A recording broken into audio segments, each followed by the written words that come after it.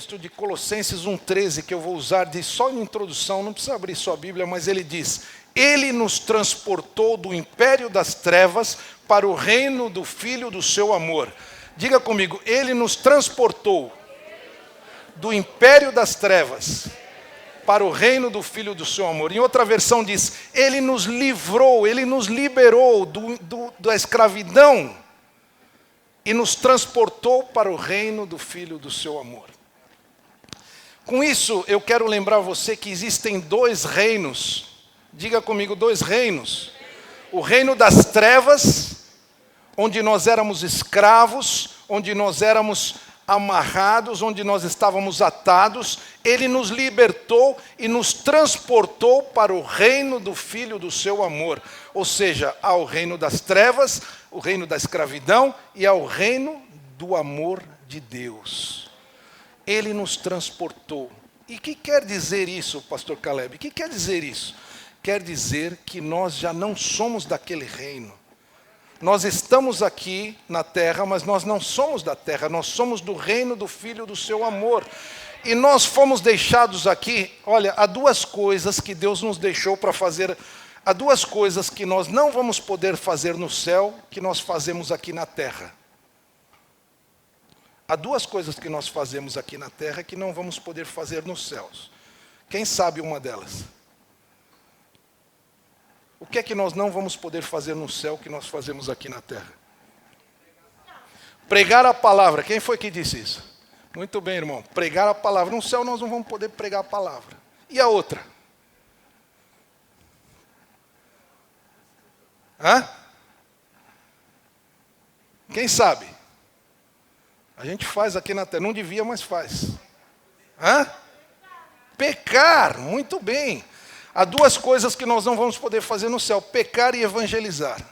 E Deus nos deixou aqui na terra, então, para quê? Você acha para quê dessas duas coisas fazer? Para pecar? Não, para manifestar o reino. Nós fomos deixados aqui na terra para manifestar o reino. Olha, em teologia nós aprendemos que o reino de Deus é já e ainda não.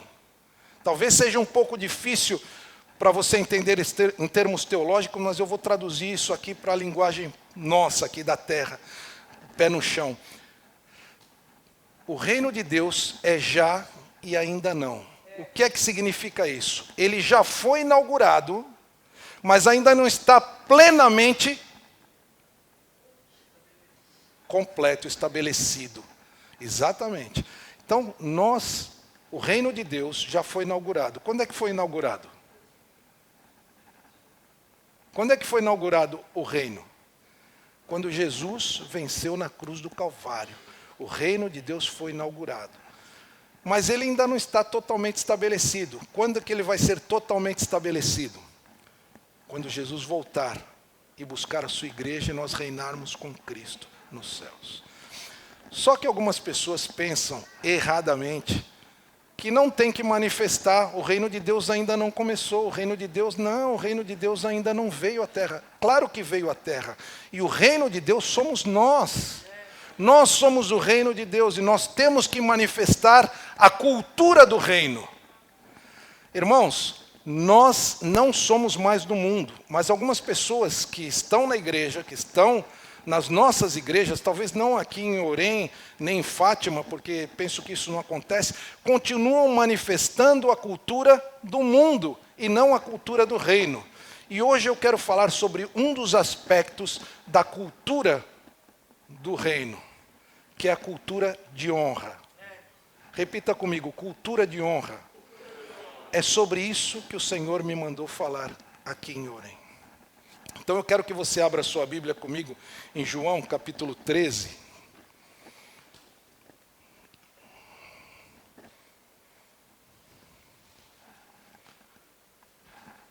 Não sei se nós temos aí o PowerPoint, nós conseguimos fazer ou não. Mas João capítulo 13 diz o seguinte.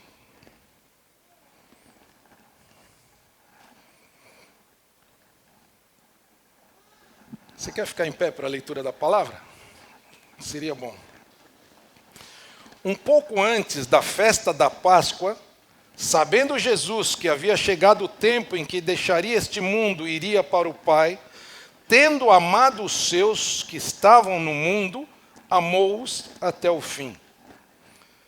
Estava sendo servido o jantar e o diabo já havia induzido Judas Iscariotes, filho de Simão, a trair Jesus. Jesus sabia que o Pai havia colocado todas as coisas debaixo do seu poder e que viera de Deus, estava voltando para Deus. É importante esse terceiro versículo. Jesus sabia que o Pai havia colocado todas as coisas debaixo do seu poder e que viera de Deus e estava voltando para Deus. Assim levantou-se da mesa, tirou uma capa, sua capa, e colocou uma toalha em volta da cintura. Depois disso, derramou água numa bacia e começou a lavar os pés dos seus discípulos, enxugando-os com a toalha que estava em sua cintura. Chegou a Simão Pedro, que lhe disse: Senhor, vais lavar os meus pés? Respondeu Jesus: Você não compreende agora o que eu estou fazendo a você. Mais tarde, porém, entenderá. Disse Pedro: Não, nunca lavarás os meus pés. Jesus respondeu: Se eu não os lavar, você não terá parte comigo. Respondeu Simão Pedro: Então, Senhor, não apenas os meus pés, mas também as minhas mãos e a minha cabeça? Respondeu Jesus: Quem já se banhou precisa apenas lavar os pés. Todo o seu corpo está limpo. Vocês estão limpos, mas nem todos, pois ele sabia quem iria traí-lo e por isso disse que nem todos estavam limpos. Quando terminou de lavar-lhes os pés, Jesus tornou a vestir sua capa e voltou ao seu lugar. Então lhes perguntou: Vocês entendem o que fiz a vocês? Vocês me chamam mestre e senhor, e com razão, pois eu o sou. Pois bem, se eu, sendo senhor e mestre de vocês, lavei os seus pés, vocês também devem lavar os pés uns dos outros. Eu dei o exemplo, para que vocês façam como lhes fiz. Digo verdadeiramente que nenhum escravo é maior do que o seu senhor, como também nenhum mensageiro é maior do que aquele que o enviou. Agora que vocês sabem estas coisas, felizes serão se as praticarem. Senhor, nós lemos tua palavra, ministra agora a tua verdade, o teu coração para nós. Ministra, Senhor, ao nosso coração a tua palavra e faz morada, Senhor, encontra terreno fértil nos nossos corações para que possa produzir frutos. Em nome de Jesus. Amém e amém. Pode sentar. Nós vivemos, irmãos, numa cultura de desonra.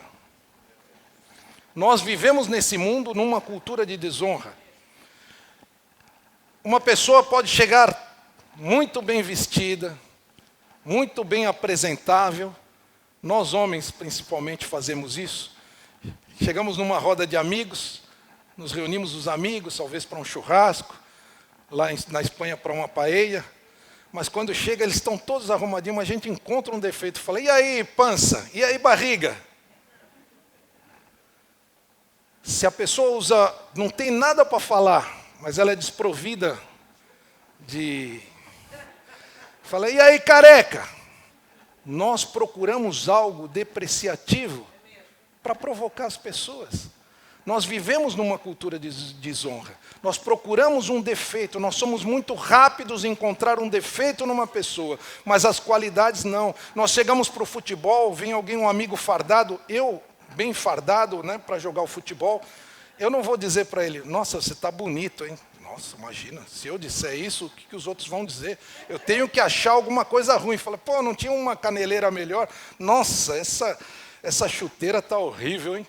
Eu tenho que provocar, porque eu tenho que desonrar. Sabe, irmãos, infelizmente nós vivemos na cultura de desonra porque nós vivemos numa cultura de orfandade, numa mentalidade de orfandade. E o órfão, aquele que é inseguro, aquele que não tem firmeza no que ele é, não sabe quem ele é, ele precisa diminuir os outros para ele se sentir grande. Nós precisamos diminuir os outros. Alguém está fazendo um trabalho muito bom e um companheiro vem: olha como ele está trabalhando bem. Você fala: mas isso aqui não está bom, não. Eu tenho que diminuir para que eu possa me sentir melhor. O órfão é assim. Mas essa mentalidade não é a mentalidade do reino. A mentalidade do reino é honrar as pessoas. Sabe, irmãos, quando eu diminuo alguém para me sentir importante, para me sentir melhor, é porque eu ainda não entendi a cultura do reino. Eu estava tocando aqui, tenho certeza que minha esposa depois vai me chamar a atenção, porque eu errei umas 3 vezes as notas aqui. Eu estou nervoso, faz tempo que eu não prego numa igreja grande assim. E eu estou tremendo aqui na base. E ela falou, essa música não, vamos cantar uma que a gente sabe melhor. Eu falei, não, mas Deus está me... E eu tenho certeza que depois ela vai... Pimba, pimba, pimba. Sabe por quê? Porque ela quer o melhor para mim. Eu já estou a confessar o meu pecado para ver se o castigo vai ser menor. Não, porque portuguesa não é fácil não, irmãos. Mas olha, irmãos... É verdade, alguém disse aí que é verdade. Então, depois a gente ora junto, tá, irmão? Depois nós vamos orar junto. Nós precisamos tirar a mentalidade de orfandade da nossa vida. Eu não tenho que diminuir ninguém. Eu não tenho que criticar ninguém. Eu não tenho que condenar ninguém. Eu tenho que honrar. Sabe, irmãos, essa mesma história é contada diferente em Lucas, capítulo 22, do versículo 20 ao 24. Você não precisa abrir, mas era normal. Eu não sei se você sabe, quando havia um jantar na época de Jesus, eles não sentavam à mesa como nós sentamos. A mesa era uma coisa muito baixa e eles se deitavam. Então, quando eu me deitava aqui, o meu pé ia ficar praticamente na cabeça do meu irmão do lado. Então o que havia? Quando alguém era convidado para um banquete, havia alguém que lavava os pés dos convidados. E quem é que lavava os pés dos convidados? Era o escravo mais baixo, era o escravo mais inferior.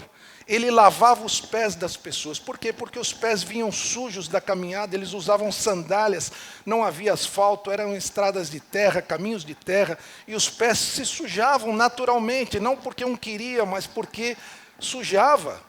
E havia alguém ali para lavar os pés. Para quê? Para que os meus pés não incomodassem a pessoa que estava do meu lado. Eu estava deitado, a mesa era bem baixinha, eu estava deitado e os meus pés estavam...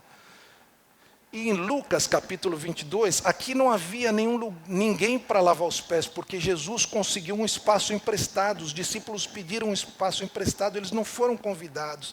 Então não havia ninguém para lavar os pés. Em Lucas 22, eles estão discutindo quem deles era o maior. Por quê? Porque eles estavam pensando, quem é que vai lavar os pés? Um dizia, eu sou Simão Pedro. Eu era empresário, tinha minha empresa. Outro dizia, não, mas eu sou filho de Zebedeu. Zebedeu não é pouca coisa. Outro dizia, não, mas eu ajudei Jesus, eu sou discípulo amado. E eles estavam discutindo entre eles quem era o maior. Mentalidade de orfandade. Porque quando eu sei o meu lugar, eu não tenho problema em lavar os pés do meu irmão. E Jesus, vendo aquela discussão, mostrou para eles quem era o menor. Quem ia lavar os pés. Jesus lava os pés. É por isso que Pedro diz, Senhor, tu vais lavar os meus pés? Não, jamais farias isso. Tu eres o Senhor. Ele falou, se eu não lavar, você não tem parte comigo. Porque ele estava ensinando a mentalidade do reino. Ele estava ensinando como nós devemos nos proceder. E, irmãos, desculpa, nós temos que já viver o reino. Paulo não diz assim, ele nos vai transportar da escravidão para o reino. Não, ele já nos transportou. Nós já estamos vivendo no reino do Filho do seu amor. E nós temos que manifestar esse reino aqui na terra. Nós somos como uma embaixada. A embaixada de Espanha, aqui em Portugal, para que ela existe? Para transmitir a cultura da Espanha. Para mostrar como se vive na Espanha. Para ressaltar os valores da Espanha.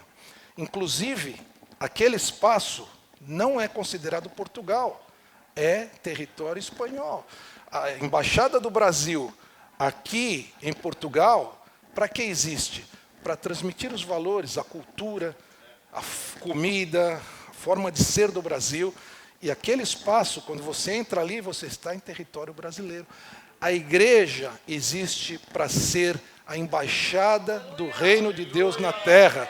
Quando as pessoas entram aqui, elas não estão mais em Portugal, elas estão na presença do Altíssimo, do Rei dos Reis, do Senhor dos Senhores. E elas têm que transmitir, têm que entender o reino de Deus. Quando uma pessoa entra aqui pela primeira vez, ela tem que sentir o reino, ela tem que sentir amada. Mas se ela vê um criticando o outro, se ela vê um olhando na roupa do outro, o que ela vai pensar? Fala, bicho, para ficar assim, estou na minha casa que eu estou melhor. Aqui não, irmãos. Nós temos que ter cultura de honra. Há 3 motivos pelos quais os filhos de Deus honram. E eu quero falar sobre esses 3 motivos pelos quais os filhos de Deus honram. Em primeiro lugar, os filhos de Deus honram porque sabem quem são. Os filhos de Deus honram porque sabem quem são. Sabe, irmãos, se uma pessoa chegar até mim, chegar perto de mim, ela vai ser honrada. Não importa quem ela seja, mas sim quem eu sou. Eu não tenho que pensar, eu vou honrar essa pessoa. Olha, é um mendigo, olha, é um coxo, olha, é um embriagado, é um viciado em drogas. Eu vou honrar? Que nada eu vou honrar. Ele está assim porque merece. Não, irmãos. Não importa o estado da pessoa, mas o meu estado. Não importa quem ela é, mas quem eu sou. Se vier na janela do meu carro pedir uma esmola, eu vou dar uma palavra. Se vier na janela do meu carro, se estiver na porta do mercado e pedindo, eu vou dar uma palavra, porque eu sou. Eu fui colocado aqui para ser diferente. Sabe, irmãos, a minha mãe sempre me dizia, os meus pais, eu sou filho de pastores, e os meus pais sempre me diziam 2 coisas. Há duas categorias de pessoas que você tem que honrar, Caleb.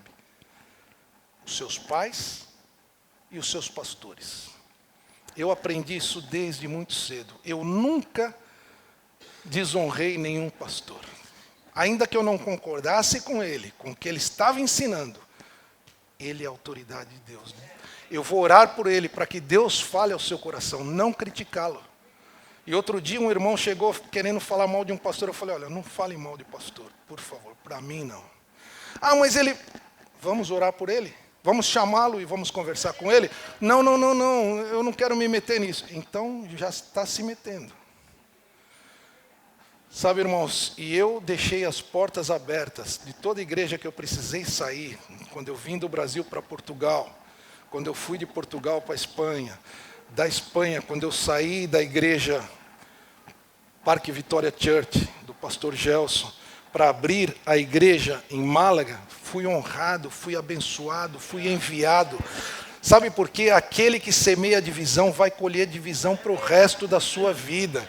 Eu tenho um pastor que foi pastor no Porto e dividiu uma igreja. E ele até hoje, ele está na Holanda, mas está colhendo divisão e divisão e divisão. Por quê? Eu não fui chamado para viver na cultura da escravidão, mas na cultura do reino de Deus. Então, irmãos, há uma falsa honra rondando por aí. Essa falsa honra, nós damos o nome de networking. Que bonito. Networking. Sabe por quê? Eu sou amigo, como é seu nome? Guilherme. Eu sou amigo do Guilherme, porque o Guilherme lá na frente pode me meter uma cunha. Eu sou amigo do Guilherme porque eu tenho interesse, eu quero alguma coisa em troca, eu quero algum retorno, eu quero que ele me apresente para os amigos dele, para que eu possa fazer um negócio. Isso é falsa honra. Há muita gente hoje que tem 5, 3 mil, 4 mil amigos na internet, mas não tem nenhum amigo verdadeiro. É uma cultura do networking. Hoje as empresas falam, não, você tem que fazer networking. Um dia por semana, dos 5 dias de trabalho, você tem que tirar para fazer network. Liga para alguém que está acima de você, cria uma amizade, pede amizade no LinkedIn, pede amizade no Instagram, no Facebook, porque isso pode ser muito interessante para você. Então eu elogio aquela pessoa, eu honro aquela pessoa, mas porque eu tenho alguma coisa por trás, algum interesse por trás, eu quero algum retorno. Mas a cultura do reino não é assim. Eu vou honrar o Guilherme porque eu vejo o que Deus pode fazer na vida do Guilherme. Ah, mas ele está fazendo isso, ele está fazendo... Não importa. Eu sei quem eu sou. Por isso eu vou honrar o Guilherme.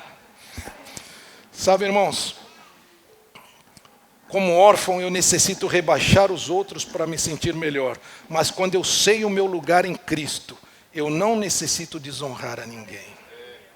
Quando eu sei quem eu sou em Deus, eu não tenho medo de honrar as pessoas, eu não tenho problema de levantar pessoas, eu não tenho problema de abençoar os outros, porque ninguém pode me tirar aquilo que eu sou, ninguém pode me tirar do amor de Deus, nada pode me separar do amor de Deus, nem fome, nem nudez, nem perigo, nem espada, nem coisas desse mundo, nem do porvir, porque eu estou firmado no Senhor.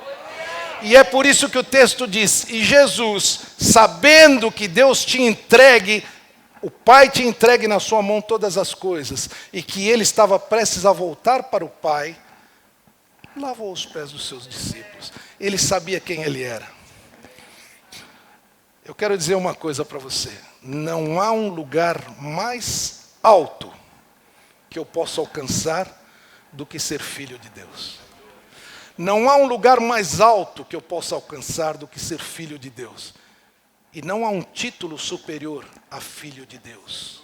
Por isso eu não necessito diminuir ninguém para me sentir melhor. A realidade de Cristo era que ele não podia ser rebaixado, porque ele sabia quem ele era. Ele não podia ser humilhado, porque ele se humilhou primeiro. E sabe que quando você se humilha primeiro, as pessoas que querem te humilhar chegam atrasadas, porque você já te humilhou. Por isso, humilhe-se na presença de Deus. Humilhe-se na presença de Deus. Quando eu me humilho, quando eu sei quem eu sou e me humilho na presença de Deus, e ali presto contas a Ele, todos os dias pela manhã busco a sua presença, ninguém pode me rebaixar, porque eu já me humilhei diante de Deus. Eu li essa história, possivelmente nas Seleções. Exatamente. Dizia que um casal chegou de viagem à África, estava chegando no hotel e viram um homem fardado, pensavam que era um funcionário do hotel, e disseram para ele, por favor, leva as minhas malas. E aquele homem pegou e levou as suas malas até o quarto do hotel. E quando chegou ali, eles quiseram dar uma gorjeta para ele. E ele disse, não, muito obrigado, foi um prazer servir. E eles, inconformados, quando desceram, perguntou, olha, quem é aquele senhor que levou as nossas malas? Aquele é o nosso presidente da República. Era o presidente daquele país. Mas ele sabia quem ele era. Ele não tinha problema em levar as malas. Eu tenho mãozinhas, eu tenho perninhas, eu levo. E ele saiu honrado. Sabe, irmãos, quando eu sei quem eu sou, eu não tenho problema em honrar as pessoas.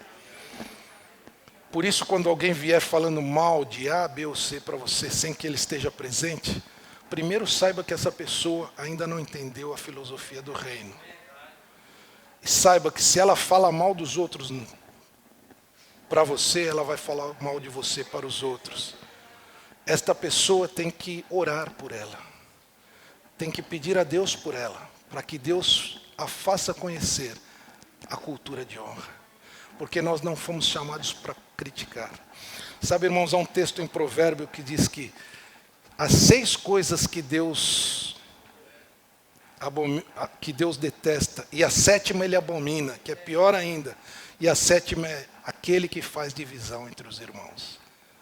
Se nós entendêssemos que o Espírito só pode trabalhar onde há unidade. Se nós entendêssemos que nós fomos deixados aqui para ser um, e que nós já temos esse poder para ser um, e usássemos esse poder, o mundo creria que Jesus foi enviado. Em João capítulo 17, Deus diz: eu lhes dei o poder para que sejam um. Ou seja, nós já temos esse poder, basta usá-lo. É que eu sou mais fácil de utilizar a cultura do mundo, eu sou bombardeado todos os dias. Irmãos, as políticas, os debates políticos hoje, não se tratam mais de ideias, de planos, trata de falar mal do fulano de tal. Eu tenho que falar mal dele, para me sentir melhor. Eu detesto quando eu vou a uma loja comprar algo, Isabel, e que o vendedor começa a falar mal da concorrência. Eu não compro naquela loja, eu vou para outro lugar. Eu quero que você me fale do seu produto. Me fale das qualidades do que você está vendendo. Não deprecia a concorrência, porque eu vou ver que, primeiro, você não conhece o seu produto. E segundo, se você está falando tão mal, é porque você gosta daquele aparelho. Então eu compro em outro lugar. Fale de você. Ontem, uma pessoa estava falando, numa reunião que estávamos, um parente nosso começou a falar mal de uma outra pessoa, e a gente, exatamente os defeitos que a gente via naquela pessoa, daquela pessoa, a gente via os defeitos nele e pensava: como é que ele não vê isso na vida dele e está falando do outro? E eu e a minha esposa cortamos o assunto, porque não importa. Eu não quero saber o que você fez de mal. Eu quero saber o que você pode se tornar em Cristo Jesus. Em segundo lugar, filhos de Deus honram, porque não veem as pessoas como elas estão, mas sim como elas são. Olha, irmãos, quando Jesus viu Simão, não chamou ele de Simão, chamou ele de Pedro. Jesus não viu ele como Simão, viu ele como pedra, como rocha que ia ajudar e fortalecer aqueles que estavam fracos. A história de Levi era um cobrador de impostos. Levi era um traidor. Era alguém que cobrava do seu povo para dar para outros. Era como um político corrupto. Todos contam a história. Jesus viu Levi. Quando Mateus conta a história, porque Levi, Deus muda o nome de Levi para Mateus. Mateus significa presente de Deus. E quando Mateus conta a sua própria história, ele conta assim: e Jesus passando viu Mateus na coletoria. Ou seja, ele não me viu como Levi, como um traidor, como um corrupto. Ele me viu como um presente de Deus. Sabe, irmãos, nós precisamos ver as pessoas não como elas estão, mas como elas podem se tornar em Cristo Jesus. E Deus pode transformar qualquer tipo de pessoa. Deus pode transformar uma... Olha, quando nós vemos lá uma prostituta ali em Málaga, no polígono Guadalhorce, onde elas estão, quando há uma prostituta ali, é preciso que vá um filho de Deus lá para dizer para ela que ela não é aquilo. Porque o mundo diz que ela é aquilo, que ela vale aquilo, que ela não vale nada porque ela é aquilo. Mas um filho de Deus vai lá e diz quem ela pode se tornar em Cristo Jesus. Sabe, irmãos, eu preciso desenhar profeticamente o futuro das pessoas com as minhas palavras. Jesus via nos seus discípulos o que eles eram na essência. Jesus não criticou ele: olha, vocês estão aí discutindo quem é o maior, vocês não são nada. Não, ele deu o exemplo. Aquele que quer ser o maior tem que servir. Filhos de Deus honram porque não veem as pessoas como elas estão, senão como elas são. Quando Jesus vê você, Ele não vê como você está, mas no que Ele vai te transformar. Sabe quem é que tem prazer em acusar as pessoas? E já faz esse trabalho há milhares de anos? É o diabo, ele não precisa da nossa ajuda. Isso é tarefa dele. A nossa tarefa é abençoar as pessoas e desenhar um futuro profético dessas pessoas com as nossas palavras. Ver uma criança e dizer, você vai ser grandemente usado por Deus. Você vai ser um líder. Você vai ser, sabe, porque às vezes até os pais dizem para as crianças, você não vai ser nunca nada na vida, olha, preguiçoso, não faz nada. E está ali profetizando um futuro para aquelas crianças. Agora, irmãos, eu fui criado num lar cristão. E quando eu não ia, minha mãe fazia alguma coisa para eu comer. Vocês já viram que eu muito queria gostar menos.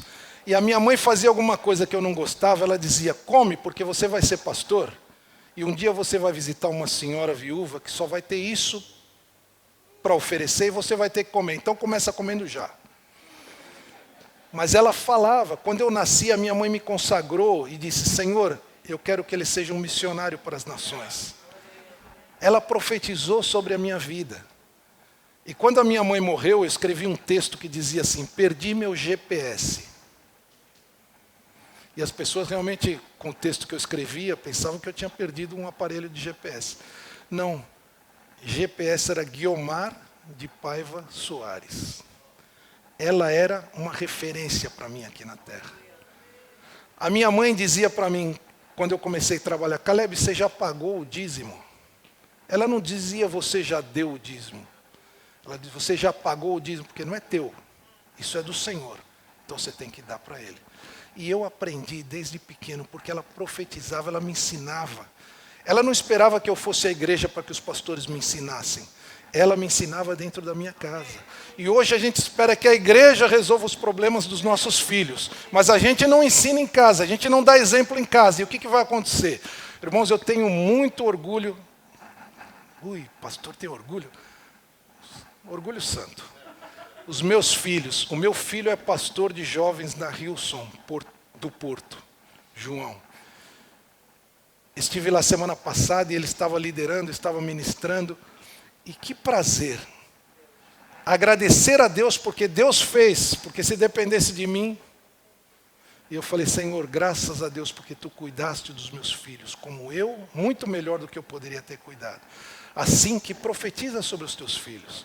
Mulheres que se reúnem para falar mal dos maridos. Você está falando mal de você mesmo, ele é um pedaço de ti, minha irmã. Homem que se reúne e fala mal da mulher. Não, cultura de honra, eu tenho que abençoar. Meu marido está fora dos caminhos do Senhor, profetizo sobre a vida dele. Vai ser um homem de Deus. Não sabe ainda, mas vai ser um homem de Deus. Minha mulher tem problemas, profetiza sobre a vida dela. O mundo diz, separa, arruma outra. Mas a cultura de honra profetiza sobre a vida dela. Profetiza sobre a tua família. Profetiza, olha, há uma palavra que eu pensava que existia, e quando eu fui ver, não existe, transicionar. O nosso trabalho é transicionar as pessoas da forma em que estão, para o que elas vão se tornar em Cristo. Transportar as pessoas do estado atual, para o que elas serão em Cristo Jesus. E você creia que Jesus pode transformar qualquer tipo de pessoa. Com qualquer pecado que tenha. O teu trabalho é profetizar e desenhar profeticamente com as tuas palavras o futuro dessa pessoa.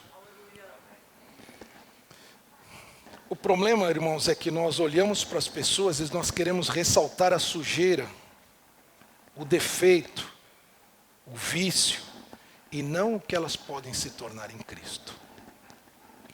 Em terceiro lugar, filhos de Deus honram porque eles foram honrados. Filhos de Deus honram porque eles foram honrados. Nós simplesmente honramos porque o Senhor nos honrou primeiro. Quando eu tenho consciência da dívida que me foi perdoada, que era impagável. Irmãos, deixa eu falar uma coisa para você. Se Deus nos mandasse todos para o inferno, Ele estaria sendo justo. É. Aqui é amém. Se Deus mandasse todos nós para o inferno, ele não estaria sendo injusto, ele estaria sendo justo, porque é o que nós merecíamos. Todos pecaram e destituídos estão da glória de Deus, mas ele resolveu ser mais do que justo. Ele resolveu ser misericordioso e ele nos salvou. Essa dívida que ele pagou era impagável. Então, quando eu sei que Deus me honrou, que Ele perdoou os meus pecados e a minha dívida, eu não tenho problema de perdoar a dívida do Guilherme. Ô Guilherme, estou pondo você em muita situação ruim, né? Mas pronto.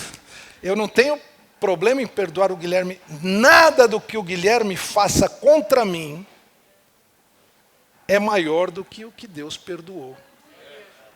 Sabe, irmãos, eu li um livro chamado Nenhuma Hora. Um livro muito antigo, que nos ensina que, no mínimo, o cristão deveria orar 1 hora. A única vez que fala sobre tempo de oração na Bíblia é quando Jesus volta para os seus discípulos e diz: vocês não puderam vigiar nem 1 hora. Vocês não puderam estar comigo em oração nem 1 hora. E esse autor fala que nós temos que orar, o cristão de verdade tem que orar no mínimo 1 hora.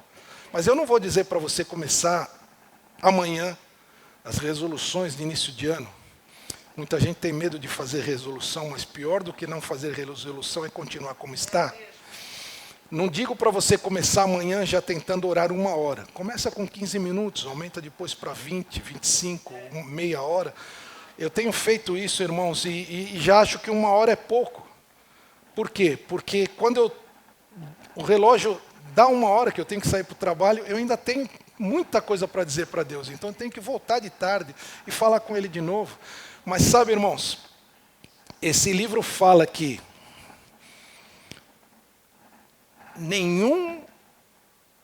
nada do que alguém possa fazer para nós é tão grande quanto Deus nos perdoou. Mas ele diz: tome a decisão prévia de perdoar aqueles que te vão ofender nesse dia.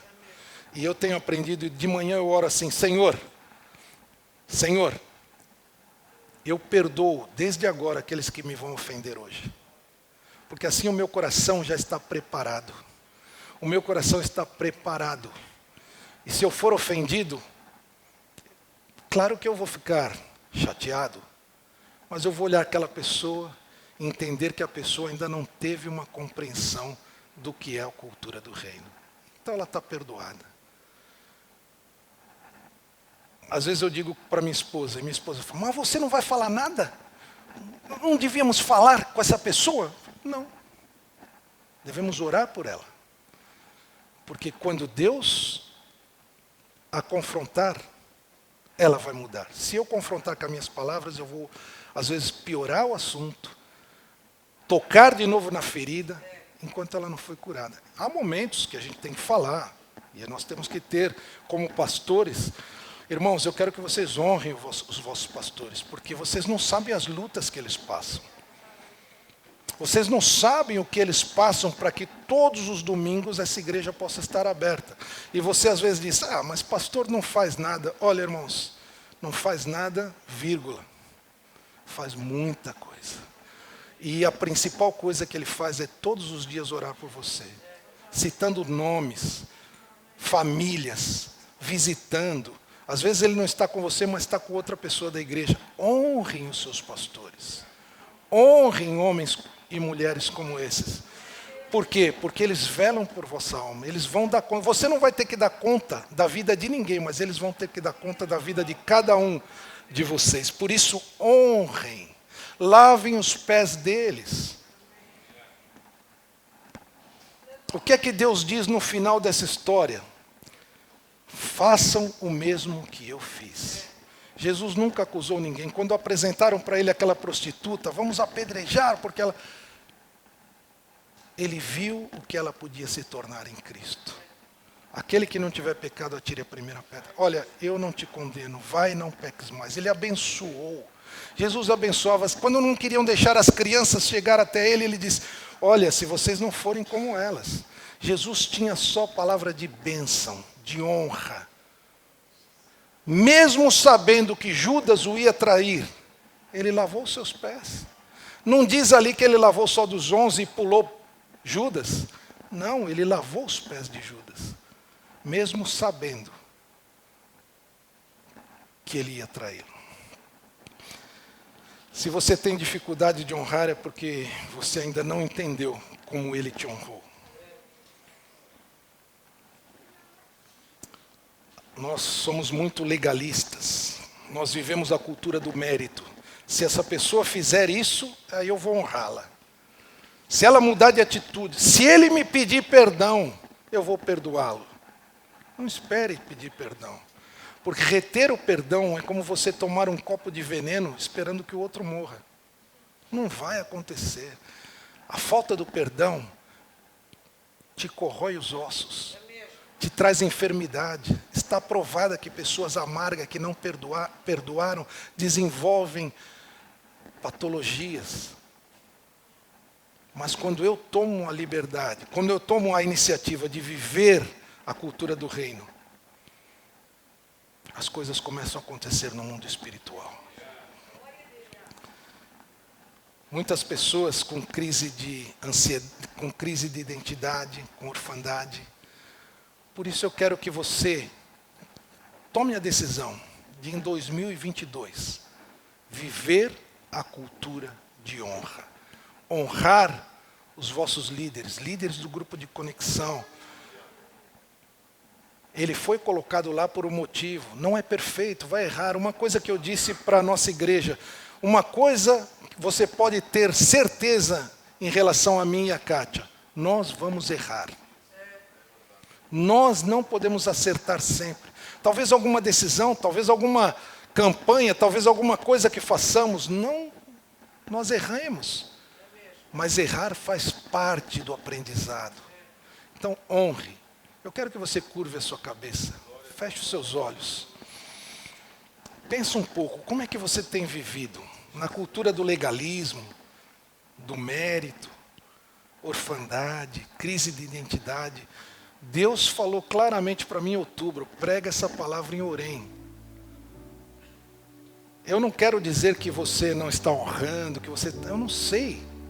Mas Deus sabe para quem enviou essa palavra. Você está disposto?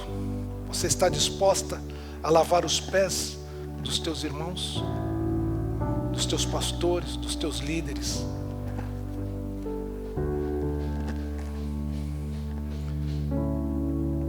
Deus te chamou para ser.